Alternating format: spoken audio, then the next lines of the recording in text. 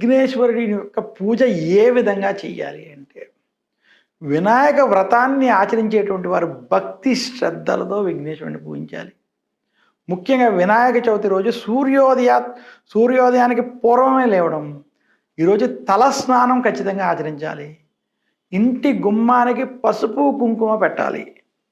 ఇంటికి తోరణాలు కట్టాలి. మామిడి తోరణాలు ఉండడం శుభ సూచకం. వినాయక చవితి రోజు మట్టి విగ్రహాన్నే పూజించాలి. ఇంటిలో తూర్పు ఉత్తరం ఈశాన్య భాగంలో లేదా పూజా మందిరం వద్ద ఒక పీటను వేసి దాని మీద ఒక వస్త్రాన్ని వేసి బియ్యం పోసి తమలపాకు పెట్టి దాని మీద మట్టి విఘ్నేశ్వరుని పెట్టాలి. దాని మీద పాలవెల్లి కట్టాలి. రకరకాల పళ్ళతో ఆ యొక్క పాలవెల్లిని కట్టాలి. అలాగే విఘ్నేశ్వరుని పూజ చేసేటప్పుడు 21 రకాల పత్రి పూజను వాడాలి. అందులోనూ జాజీ పత్రం పూజయామి, బృహదీ పత్రం పూజయామి, దత్తూర పత్రం పూజయామి అనేటువంటి రకరకాల పత్రాలతో విఘ్నేశ్వరుని పూజించాలి. అలాగే విఘ్నేశ్వరుని షోడశోపచారాలతో అష్టోత్తర శతనామాలతో పత్రి పూజ చేయాలి.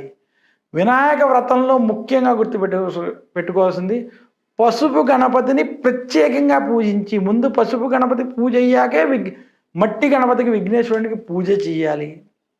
ఈ రకంగా కనీసం 3, 5, 7, 9 లేదా 11 రోజులు విఘ్నేశ్వరుని పూజ చేసి నిమజ్జనం చేయాలి.